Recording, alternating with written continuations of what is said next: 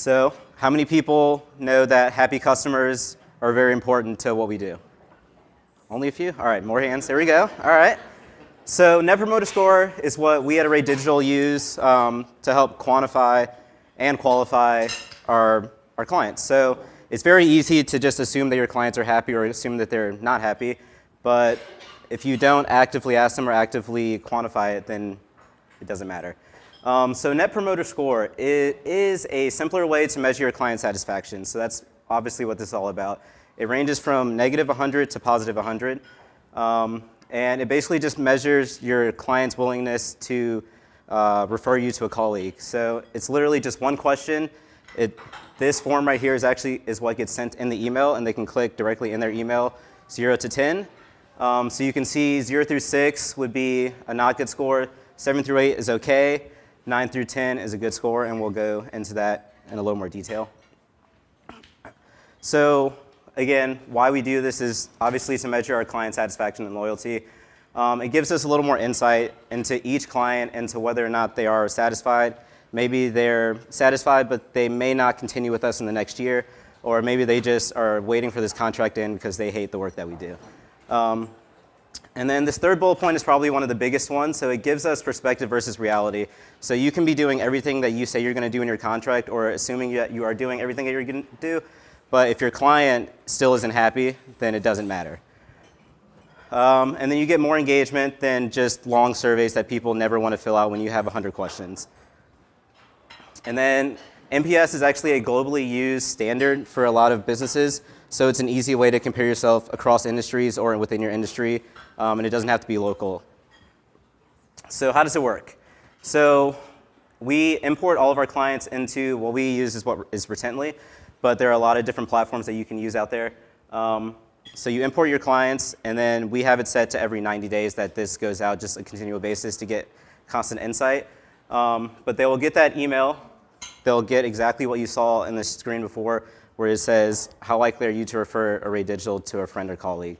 They'll click 0 through 10, and then each response has a specific action that it will take afterwards, and we'll get into that a little bit later. So Detractors. So 0 through 6, these are your clients that are not really happy with your service, your product, whatever you provide for them. They're likely to not continue with you, and they're also likely to give you bad press, which is obviously never good. So we want to try to fix that as soon as possible. And so if they click 0 through 6, this is actually the screen that they're going to see.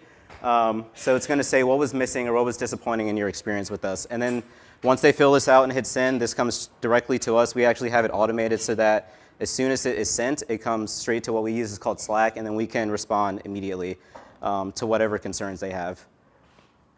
So passives is what it's called, 7 or 8. These are people that may be happy with your service, but they also may be looking for the next best thing, or they may jump onto a new product or a new service as soon as they see a coupon or a Groupon or something, or whatever they might see an ad on Facebook or anything like that. So they're happy with what we do, but they may not continue with us, or they may not even refer business to us. So again, this is a separate message that they would see. So this is what would be one thing that we could do to improve to get you to be a 9 or a 10 or a promoter. And then a 9 or 10 is a promoter, like I just said. So these are people that are happy with us. These are generally people that are obviously referring us business. These are also generally people that are going to leave us reviews on Google and do the extra step to help us grow our business. And then if they are a 9 or 10, we also have this follow-up screen that they can leave us a review. So you can automate a lot of this stuff as well, because how many people know Google reviews are hard for people to do? Even if you send them a direct link, people still don't always take the time to do it. So this helps streamline that for our clients as well. So what is a good score? So this is, like I said, negative 100 to 100. So any positive score is a good score. So 0 through 50 is what is considered good. 50 to 70 is considered excellent. And then 70 plus is considered world class. Because again, this is a globally recognized standard.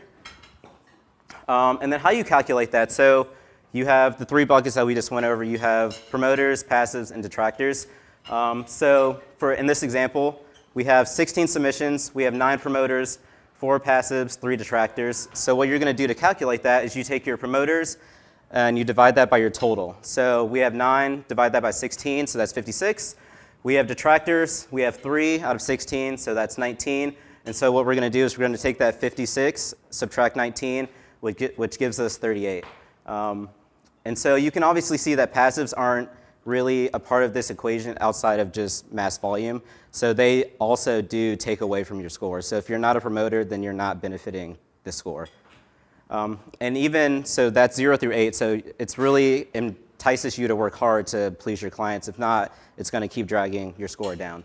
And this is actually a score that we started with. So when we started this, and we weren't sure how it was going to work out. So we actually started around 20, I believe, but this was probably a few months into it. And then later we'll see where we're at now. And so perspective versus reality, like I said, is probably the biggest part of this entire thing. So this client right here, we won't name names, but this was the original score that they gave us was a 4. And what had happened in this situation was we had met with them, we had started working on a website for them and doing a few other things. And then they actually referred us business as we were still developing their website. So we met with that client, but that client wasn't a good fit for us. So we emailed them later and said, hey, we don't think we can help you. We gave them some references to a few other businesses that may be able to help them. But emails are hard to do sometimes. That email got lost in transition. And so when this got sent, I believe a few months later, this is the score she gave us. So we were able to quickly follow up. So you can see that this is July 23rd. So we were able to quickly follow up. And then 4 days later, she actually reached out to me personally and asked if we could send her another survey. After we resolved it, we found the email that got lost. We resent it. We called everyone, made sure everyone that was good. So even though this situation wasn't even a direct correlation to the product or service that we provided for her, just business together didn't seem smooth for her. So she still gave us a bad score, which is, again, like I said, perspective versus reality. You could be doing everything that you're supposed to do for a client, but if they just have one bad experience, then they're not going to keep referring you business. And then so you can see, like I said, 4 days later, they gave us a 10, and they gave us a great review for myself and our web designer that helped with their website.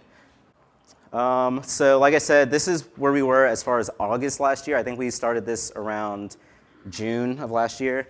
And then this is where we are now.